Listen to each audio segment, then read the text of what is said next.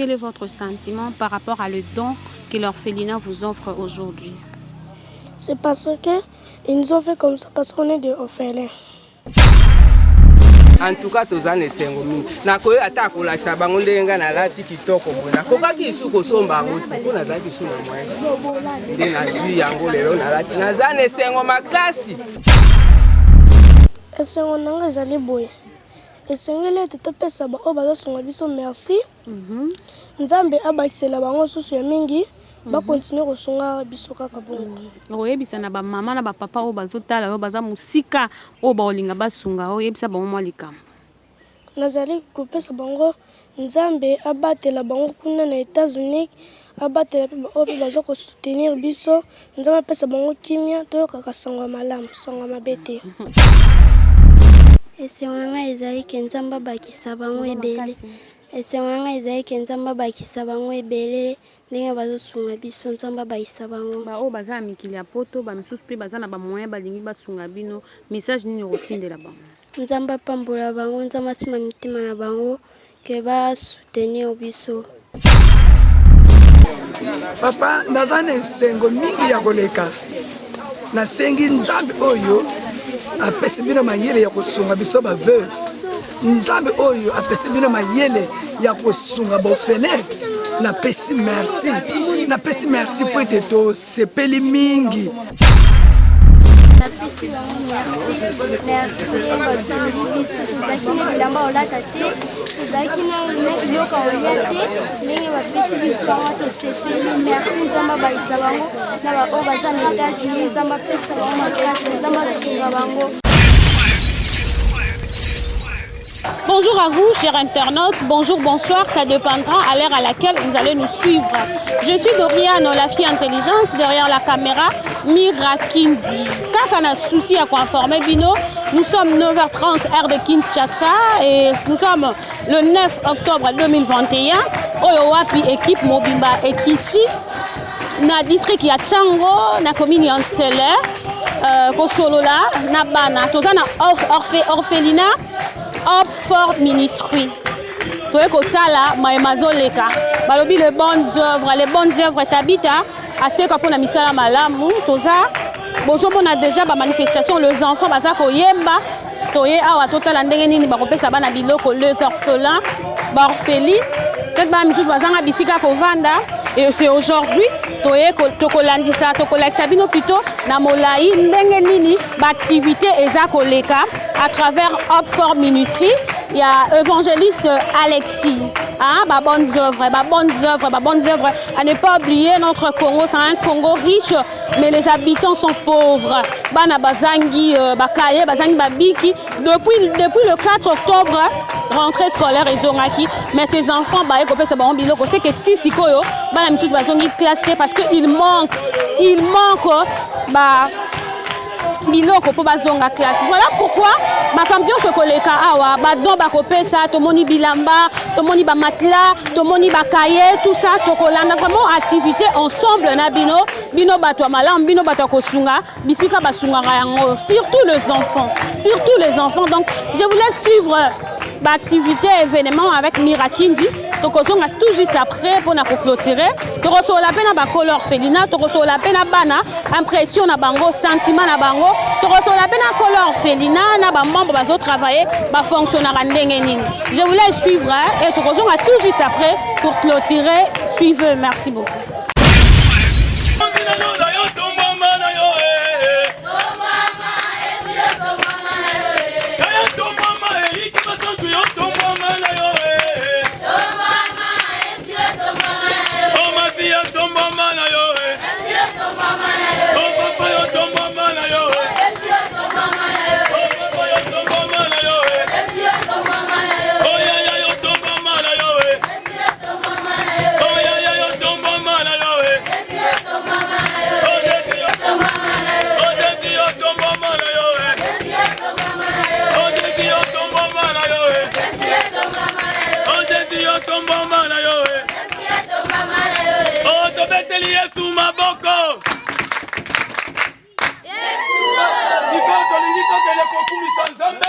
Na kati na kobondela wana to adorer to louer tolingi tobondela de la confatre.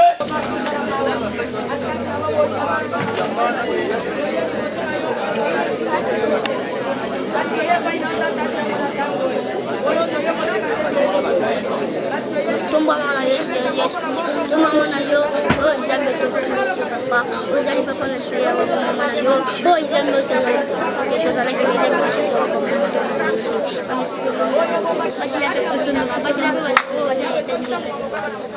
Oye tokei ko bon de la paix. Ye bande ko na biso États-Unis, ke bande ko mususu na RDC bakanisi ko soutenir ba orphelin RDC Congo ba veuve, kende ko senga nzambe abatela bango, ko la pambola bango. Alongola kufa, alongola maladi, ben prévu à motindo na motindo et comme la bangote. Biloko nyose moye boso na biso, ko la peto na ngola nguya na makila na ye to bondeli haleluya.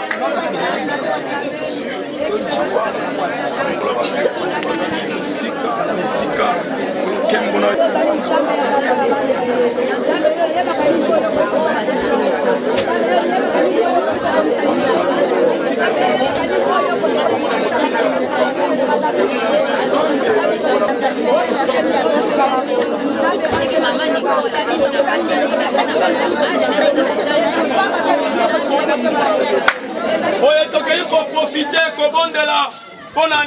Lulu ya tongo na lelo na maboko na yo zala mokonzi na esika oyo zala alpha pe omega to telemeri nyonso ya satana na esika oyo na kombo na Yesu tika molimo na yo akamba biso e bandel pe suka molimo mo santo atambulisa biso na kombo na Yesu to bondeli pe telobi amen.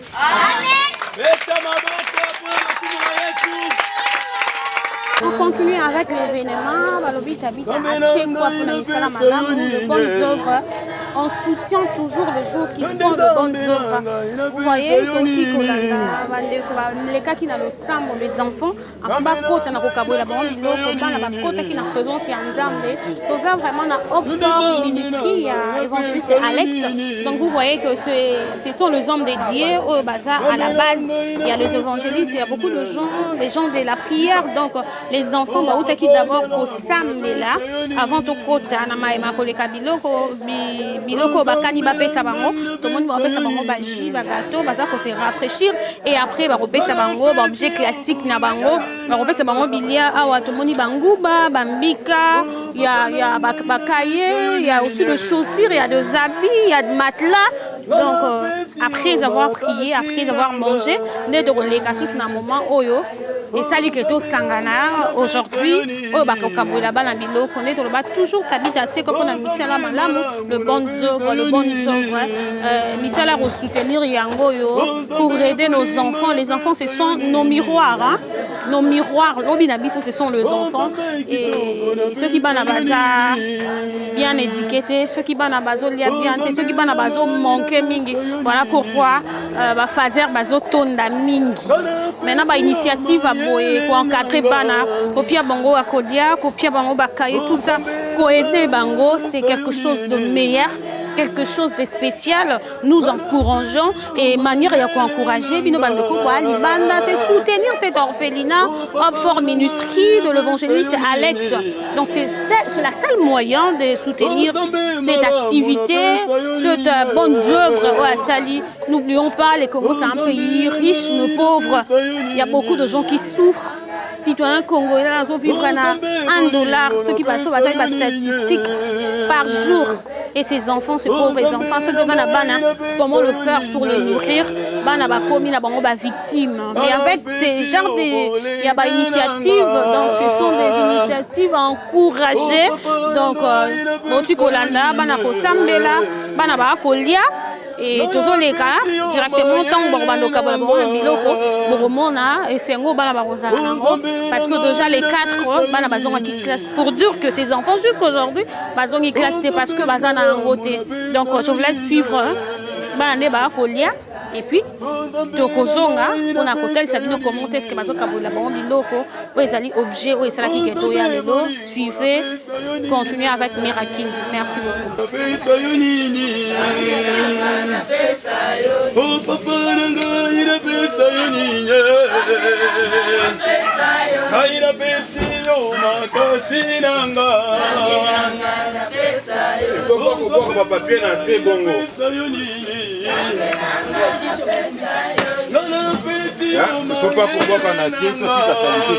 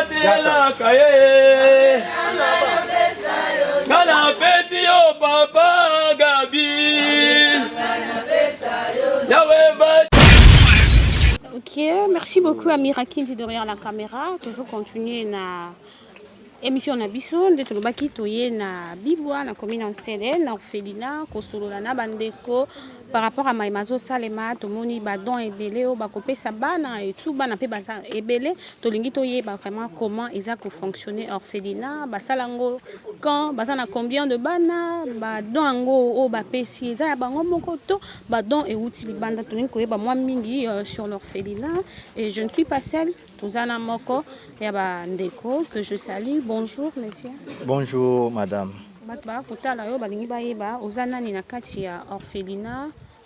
Et puis, c'est combat orphelinat parce que anglais, oui, merci beaucoup. Na balandignon so bazolanda biso. Ngai nazali secrétaire administratif ya Hope for Congo Ministries où ils ont installé na Congo de la République démocratique du Congo en fait. Merci. Thank you so much. I am the secretary of the Hope for Congo Ministry here in Congo. Merci beaucoup Ndeko. Batba kolanda yo baningi bayeba tomoni bana baza ebele. Toyeba d'abord nombre ya bana exact oyo orphelinat ezana. Oui, actuellement Hope for Congo Ministries azana 32 orphelins ou azo ça la prise en charge pour ne pas dire hébergement complète. Azo ça la prise en charge. Il y a 32 orphelins vulnérables. Et en dehors de l'orphelin, tout le monde peut vivre. Vous pouvez prendre soin de vivre. Ceux qui vous prendre soin de vivre, c'est combien? Vivre, tout ça dans les 15 ans. Yeah, Hope for Congo Ministries, we do have 32 orphans which we are taking care of, and then 15 widows. Beaucoup, toujours continuer na émission na biso nde tolobi toza na pleine activité oyo bandeko ba ko kabola ba na nde tolingi to ba mieux ce qui se passe vraiment na orphelinat olobi na biso toza na 32 orphelins vulnérables ce que tolingi to ba choix ya orphelin wana sala magindeni. Oui, to passa qui na critères. La première des critères ezalaki to lancer une offre et il y a eu sélection. Na sélection wana fallait comme la biso preuve que non réellement enfants vulnérables autoleka qui na ba preuve ya ba attestation de décès ya ba parents biologiques na bango et puis na ba identification ya ba tutelle na bango nde mema kibiso pour na toyeba réellement l'enfant est orphelin vulnérable nde tozwaki et bana mususu ba utaki na ba recommandation ya ba chef du quartier et puis même ya ba école oyo bazaki en proximité tant que lancaki offre ndeko bayebaki ke non baza réellement ba orphelin vulnérable nde ba memela biso bango moyena ba preuve na uti koloba yango wana esali to admettre bango. Possible kaka commune moko to bosala bokendaki na mwa quelques communes. Actuellement tozo évoluer na commune moko, donc dans le communauté district moko oyo eza na Ntchango. Ah, ok, merci beaucoup. Et puis tout le monde ba veuve choix wana o expliquer penza choix ce ya ba veuve le kind. Choix ba veuve ezaki au départ likanisi vraiment ba maman ebele oyo ba bande ko ya komona na biso, il se plaignait bande ko senga lisungi. Mais nous avons compris que non, ba maman ebele à 3e âge, ils avaient besoin de soutien. Et soutien au biso to ko porter bango, ezaki que non, to ya en appui. Et pas ba maman à 3e âge et ba veuve vulnérable toujours ndeto salaki que non ba adhérer na structure na biso.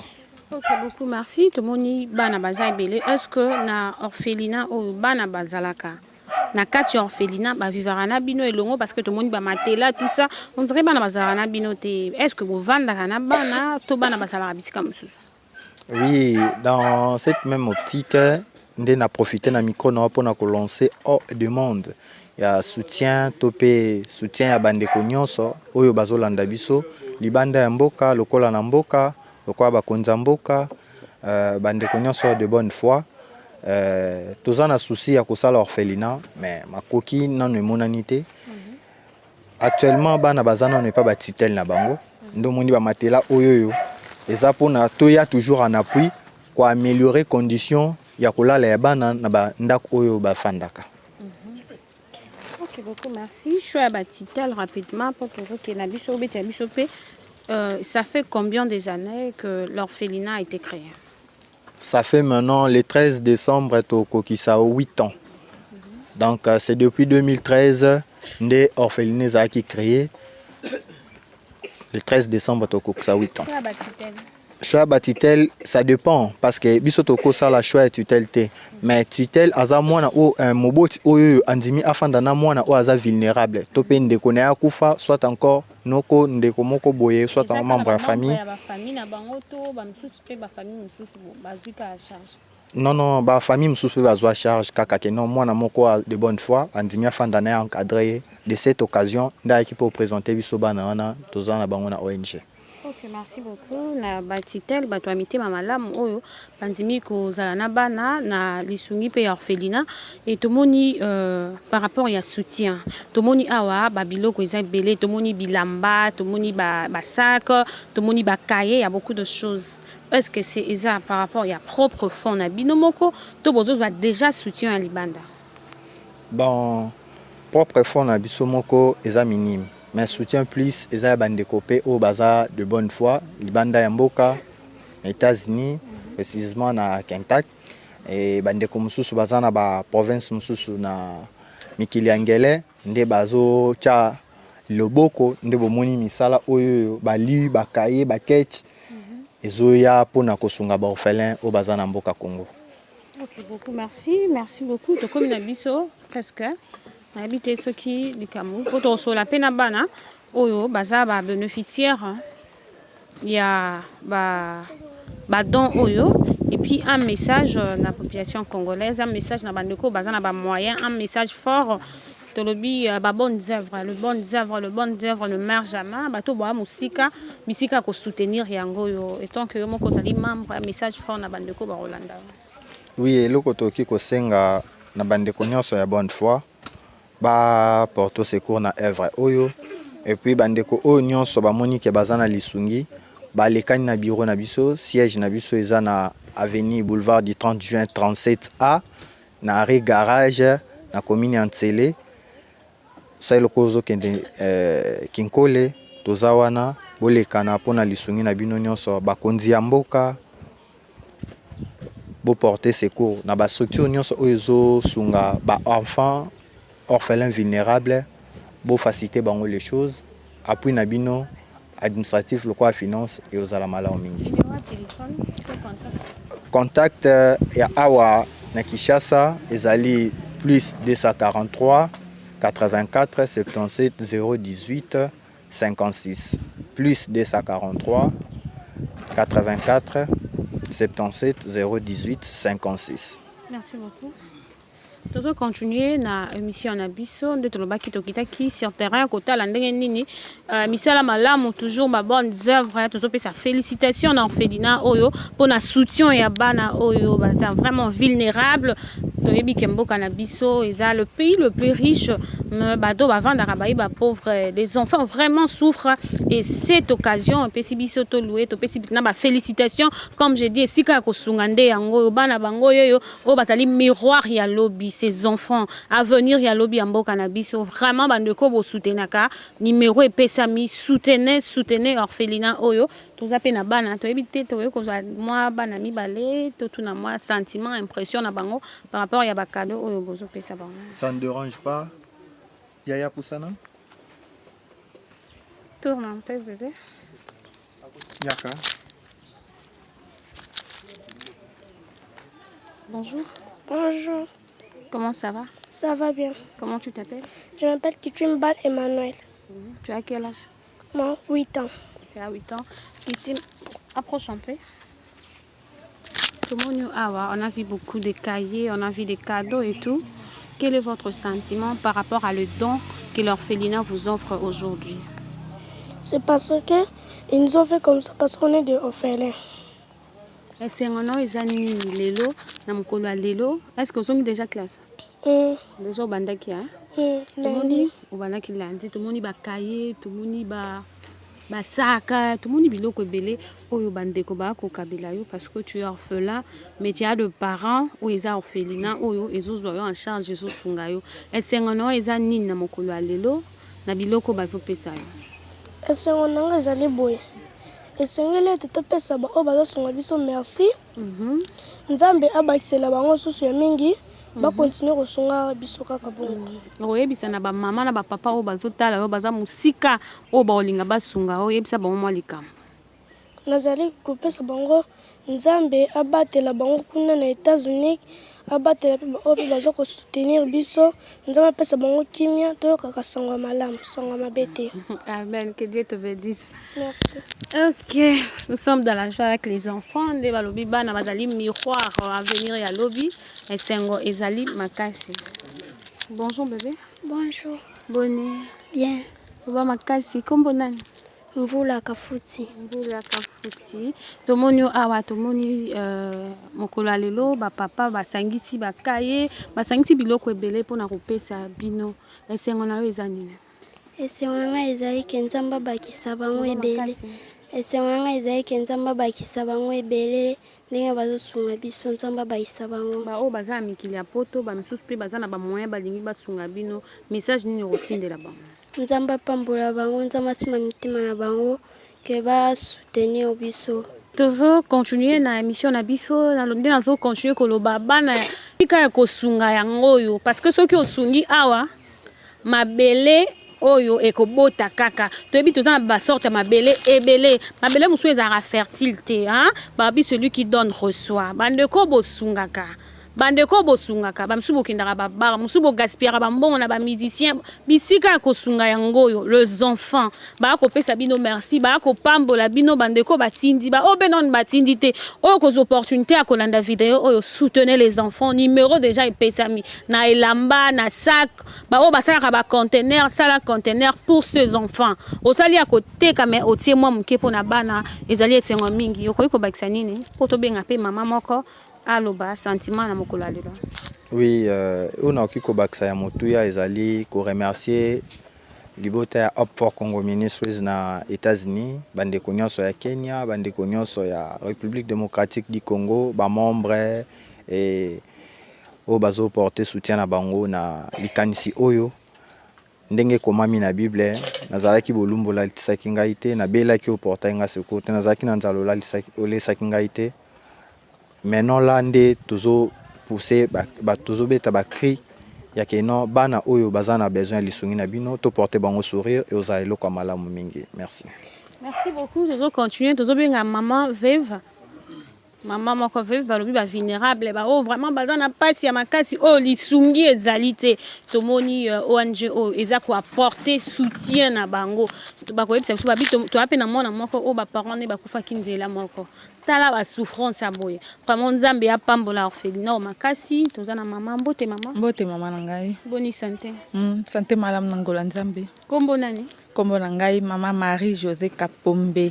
Maman Marie-José, sentiment na yo eza nini na mokolo alelo tomoni bandeko ya orphelinat ba ekokaboyela bino biloko etant que yo veuve esengo na ezali esengo na ngai toloba esengo na ngai eza makasi po ba mama veuve to ba basi veuve to bana bitike bazalaka na bango na moto atalaka bango te bango bazala kwa bato moko batika bango mais tant tomoni bandeko moko boy to ndeko moko boy onje moko boy ekanisi mpona ntina kosunga ba mama veuve eza eloko moko ya malamu eza likanisi moko ya malamu po nzambe alobi soki okopesa veuve ozala na lipamboli po ntango veuve azokenda fukami abi nzambe na ngai soki nazwi eloko soki nazwi secret nazomela eza grâce ya moto songolo nzambe pambola ye pambola misala na ye pambola ndako na ye esika nyonso ya kokota lipamboli ya nzambe elanda ye eza eloko moko ya malamu me motu mosusu soki opesa eloko alobi ka merci tosuki ka wana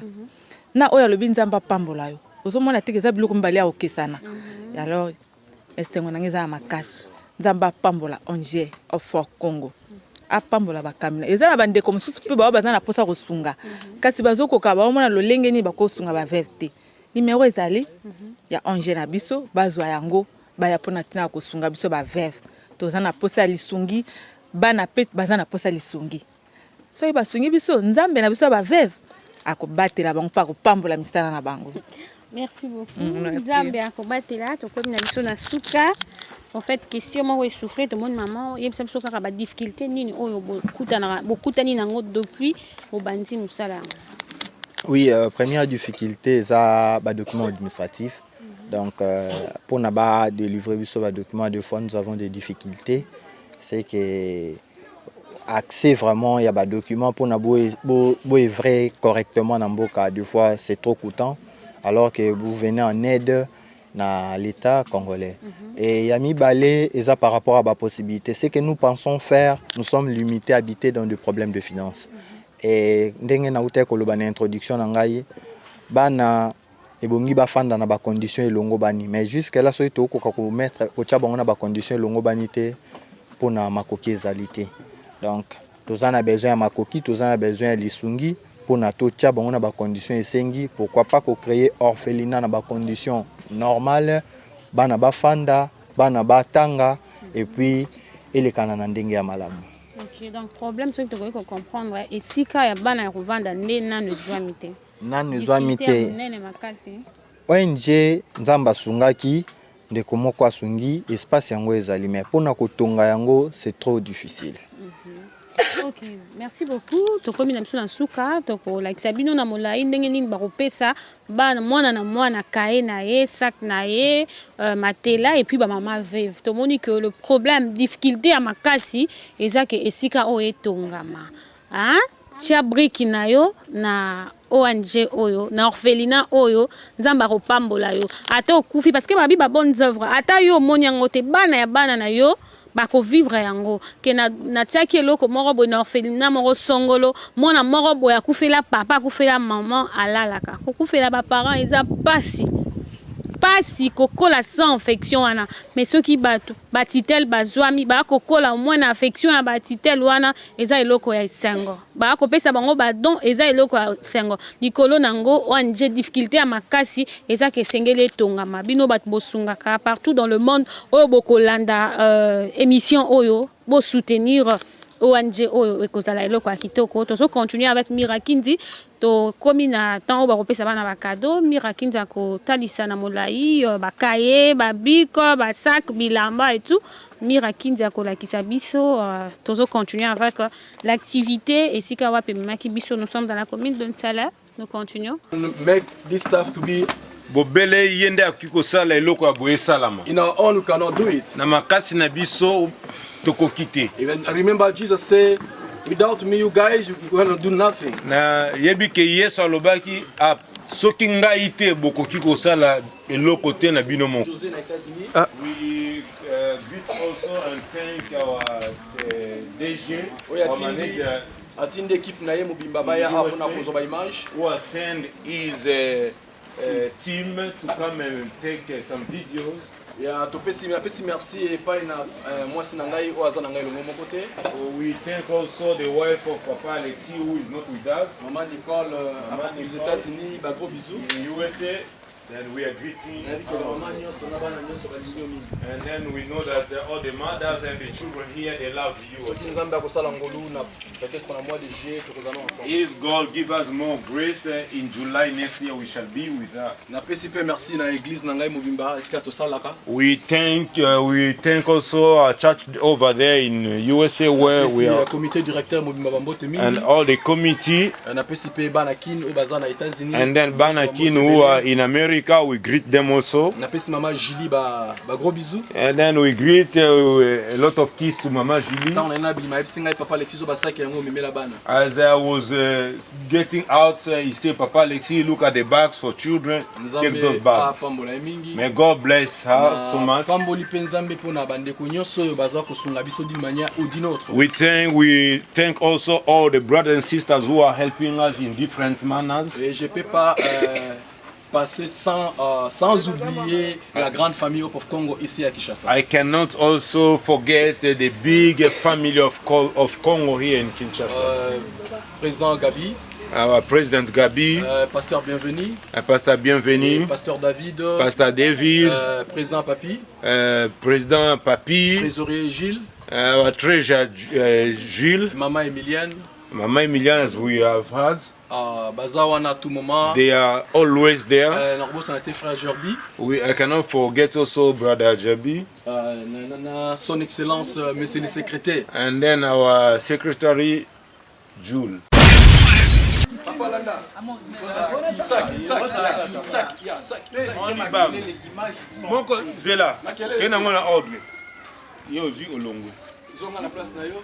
Zomba la moko ça que zongi rapidement to gagner temps.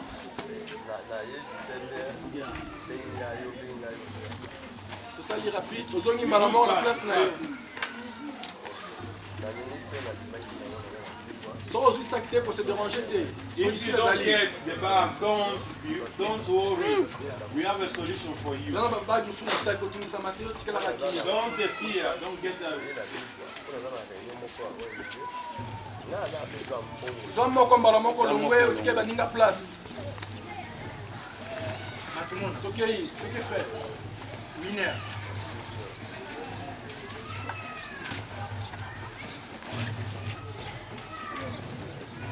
Gilles, le mieux. Toquez rapidement. On va foutre la zéla avec le canot.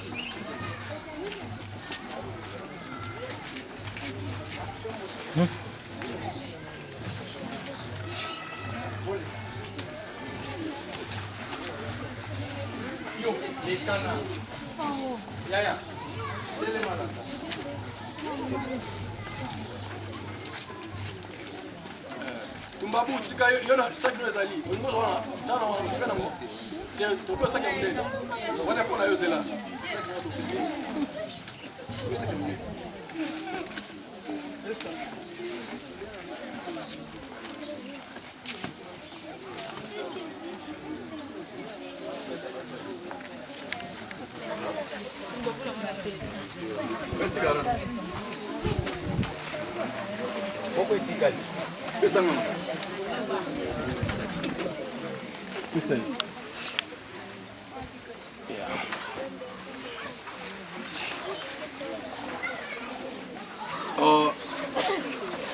Togo longola matela oya. Rebuka mwana. Wele la te malembe. Kendo meka kuna na mopanzi papa. Kyo meka kuna so kokio te changer. Kendo kuna na suka.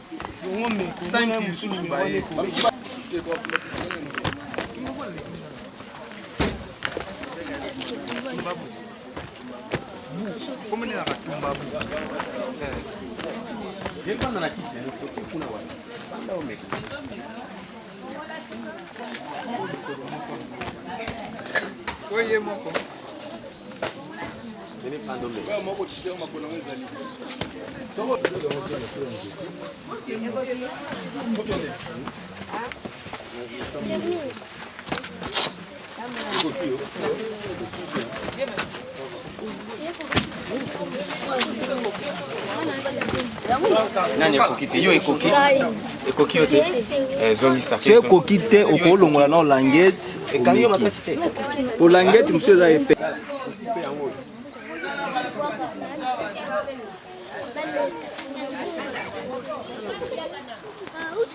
Soko ozwi olongwe komeka kuna mopanzi.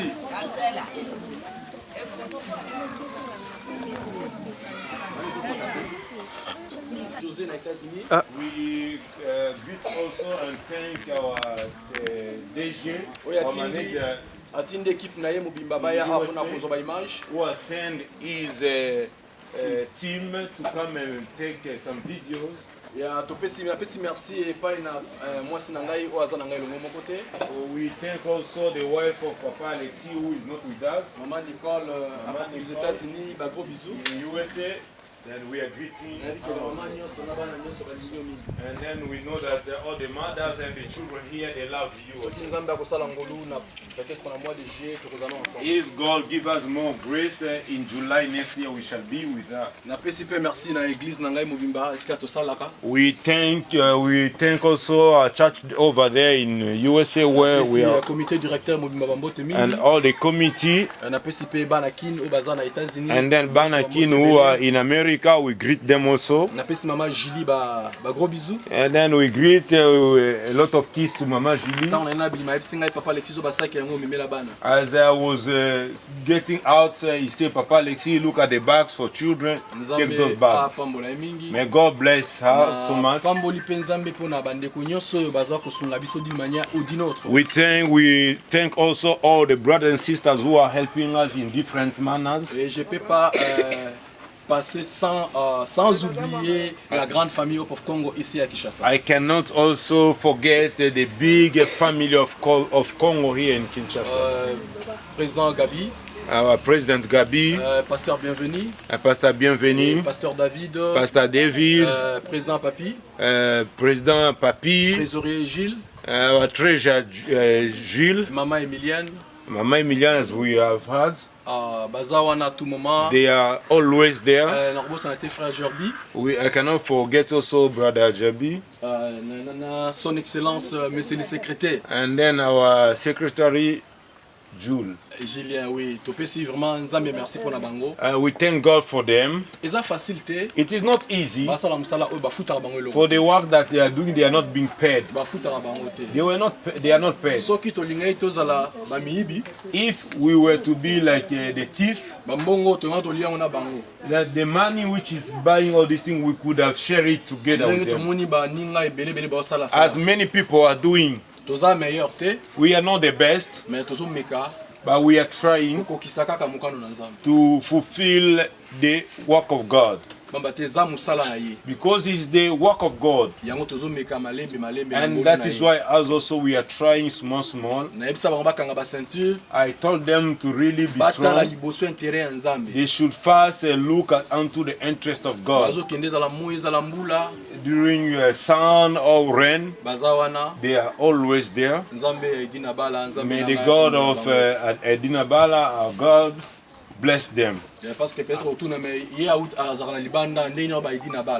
can ask, he's out of Congo, why is he saying about Edinabala? Edinabala is my father. It's not just a name. I am really the son of the house. I really walk with him, travel with him. He's my father. We cannot forget about it. If you eat on the leaves, if you eat also in the plate, you cannot forget. My mother was telling me, the friend who has served you the rice with oil. Ntango oza na nzala. When you are hungry, Soko ozwi soso. when you get chicken, Kobosana ete. don't forget that friend. Eza vraiment na litumba makasi. It's so important. Boye toye awa pona kopesa Nzambe merci. We have come to thank God. Na bandi soki Nzambe asali biso ngolu. I know that if God gives us more grace, tokutana lisusu samedi. we are going to meet soon. Samedi oyo te mais owana mususu. Not this coming Saturday, but the other Saturday. Parce que na yo se retrouver que za biloko mususu na bosani yango. Because Eza na Kinshasa. there are some other things that I forgot to bring them here, but they are already here in Kinshasa. Eza na église na biso Nzambe malamu. It has remained in the church. Eza biloko na bino ifo bozwa yango. Because it is the thing that were dedicated to you people, you need to receive them. Amen. Et topesi Nzambe merci bana nyonso tout basalaki ba passer ba classe supérieure. We thank God for the children who have moved to the high bango nyonso baleki. God, we thank God because all of them have passed. Nzambe apambola bino. May God bless you children. Tobeteli bana maboko. Clap for the children. Omoni ke bambongo oyo bandeko bazobimisa na pasi eza vraiment kosala musana yango. We can see that the money that our brothers and sisters they are bringing with sweat, it is doing some work on the ground. What we are asking you, we need you to work very hard. We need you to move up. As we are not asking you to bring us any stuff, but what we asking you to bring us the good results from your study. Amen. Vous promettez là? Hop of Congo. Jésus-Christ est vivant. Hop of Congo. Jésus-Christ est vivant. Le premier tu le cinquième battre les manan. Those who were for fast to 5. Battre les manan. Mettre les maboko. In school.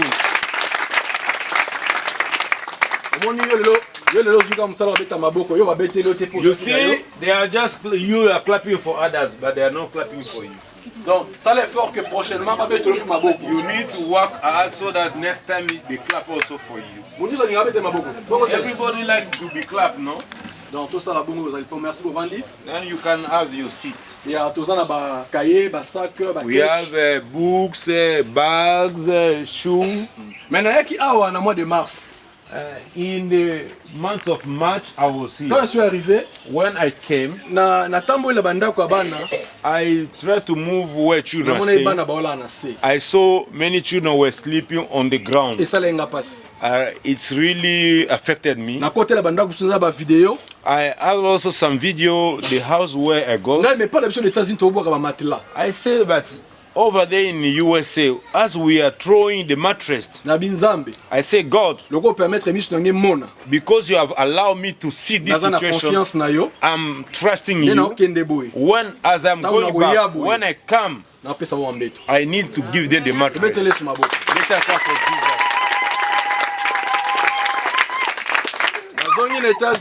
I went back to America. They sacked me from job. I say, God, this is nothing. I try to apply.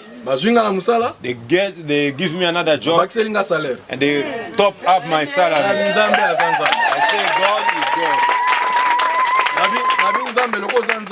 I say, God, as you are God, I would like the orphan to get where to sleep. That is why you see those mattresses. Today, as you are going back home, you were sleeping on the mat, you will sleep on the bed.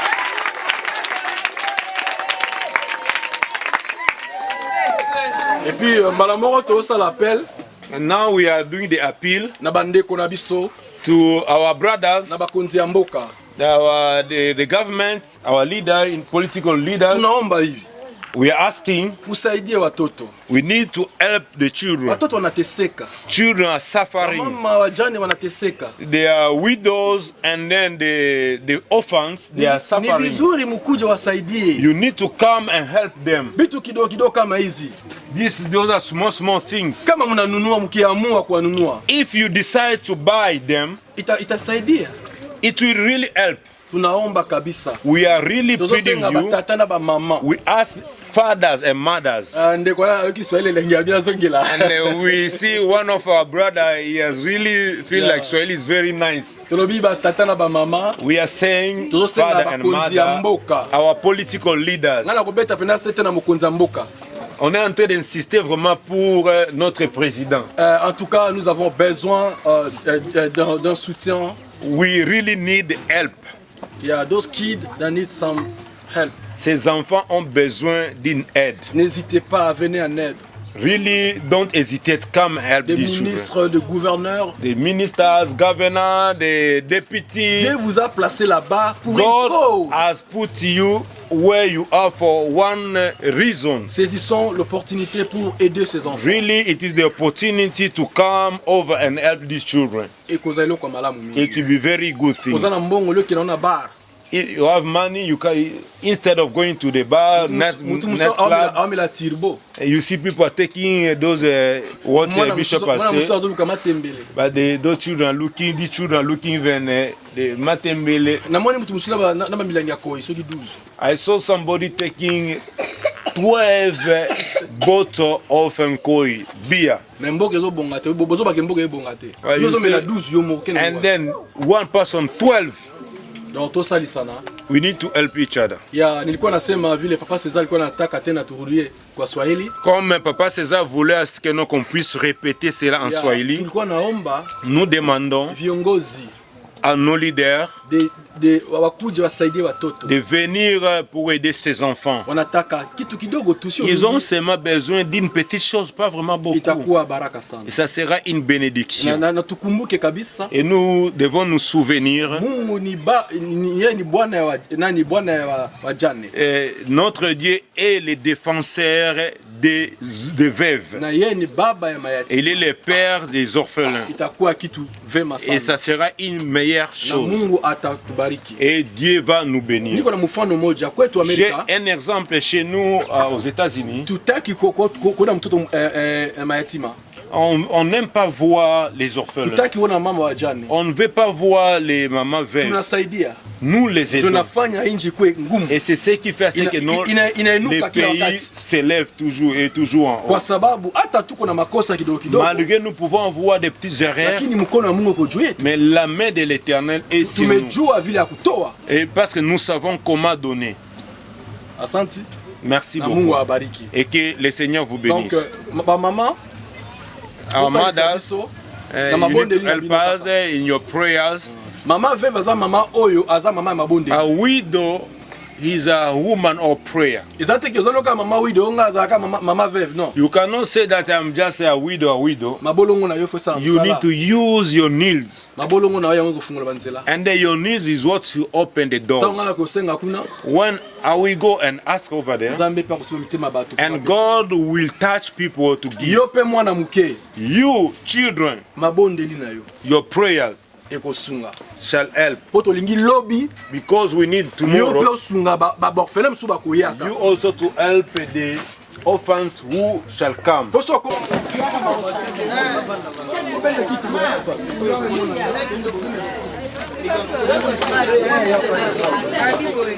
Papa zelo boya bongisa biso. Bokende nango na moko mo malembe tina suka. So bando pesa kaka bongo to se perdu. Non ko to ko banga na ko ba deodorant.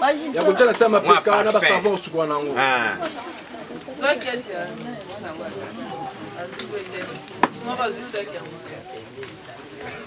Ya to pesi merci na fin na biso Elisha. Et na pesa so ba deodorant oyo. Nzamba pambola ye frère Elisha. Ba pesa ba gros bisous. Bana of Congo bisi nani frère Elisha nini? Frère Elisha, thank you. Brother Elisha, thank you. Brother Elisha, thank you. Ah, merci.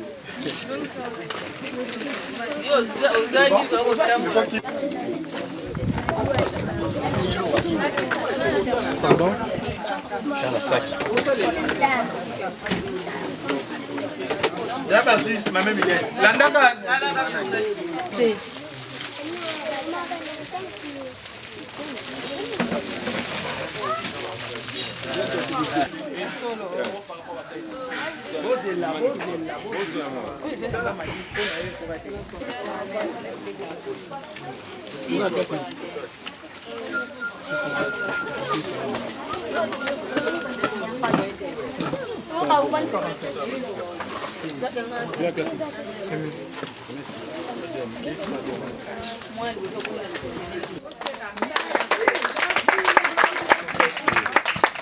Merci pour la naïka ate, merci na bandeko yo, basali musala oyo. Pour ngabi senga senga les États-Unis hein, na sengi na ninga tembe pour la soirée. Babuti so moninga, la singa bi yo pour la gosse. Ya, na ni susu ba mi balé. Kaposa. Ya ozo. Oui, pas. Naebisa bandeko na nga bazali awa oyo balobaka wa bokota matata mo mama mongo naebisa wanga bi musalo eza musala nzambe eza mba famille te parce que famille biso nyonso tona kati ya famille na Yesu Christ naebisa bango bo bato biso bakasa ndelo na poto fasunga biso non eza nzoto mais na bonzambe eza makambo mosusu na bonzambe biso nyonso to eloko bo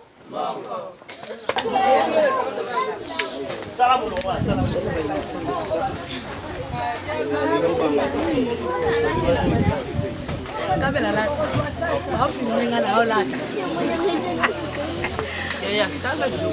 Ma journaliste o mona tilo. Mbote mwana. Mbote. Na moni obeti bato rebele aussi bakabe. Esengozani impressionnant.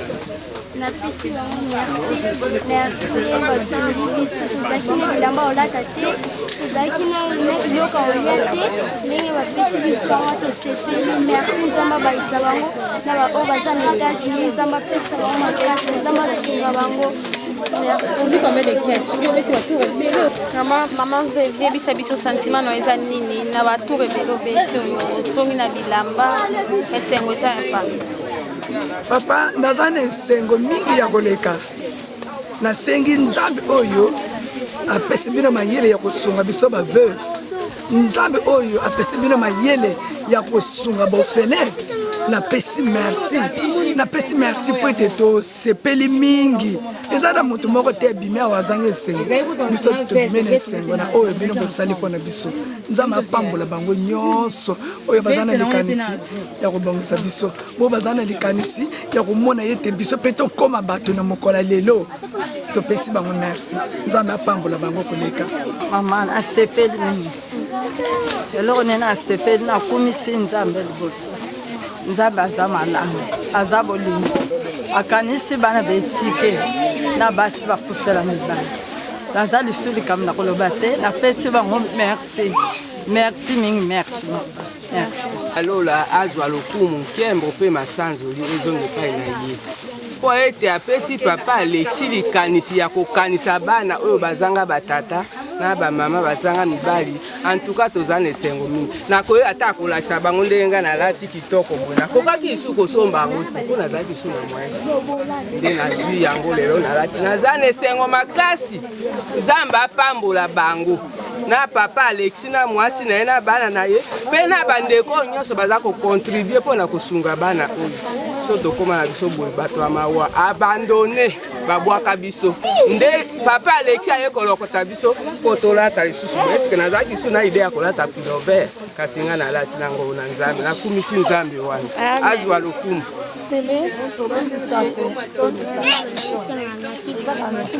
loba makasi bandoko baza na États-Unis nzambe apambola bango babakisa susi ya mingi tozalaki na ide teke oyo tokoki kozwa mpe biloko oyo tozini merci nzambe apambola bango makasi abakisa bango mingi esepeli makasi nzambe apambola bato nyonso to baza na États-Unis bakosunga na papa Alexi babakisela bango Oui, bonjour, mbote. tomoni ndenge activité eleki bana baza bien servi biloko ebele na bato bakotala yo peut-être besoin un soutien to remerciement na bato bakontribuaki pour que makambo nyonso esala boye mama na ngai merci na pamboli ya mbula nyonso na pamboli nzambe oyo aza tata na biso nyonso oyo azosalaki makambo esalema topesi na merci pamba te soki na ye te tokosala eloko moko te na nabaki na liboso boye na pambo lisusu bandeko nyonso oyo bazolanda biso na mokili mobimba en particulier na États-Unis esika na vandi nzambe ya pambola bao nyonso bazosunga biso d'une manière ou d'une autre na mabondeli na bango na mwa moke bazosunga en tout cas tolobi merci epai na nzambe mpe tokokontinue kosenga ke bakontinue kosunga biso afin que toyeba ndenge nini tokokomisa epai bamama na biso bakofeli mibali mpe bana biso ya bitike. Contact pour na bandeko ko bazana Kinshasa na Congo un peu partout o bazana mikili ya poto te o bazana besoin pour soutenir ba boye ceux que nous contacter biso ou contacter biso na plus 1 859 270 48 68 wana eza numéro na personnel l'évangéliste missionnaire Alexis Feva la Sentinelle. Ce qui nous contacter biso pe na email ko zwanga na alexileka@yahoo.com. So peut continuer na YouTube aux Abisso of Congo Ministries International. So peut continuer na Instagram aux Abisso of Congo Ministries International. So qui peut na Facebook aux Abisso of Congo Ministry INC. Merci.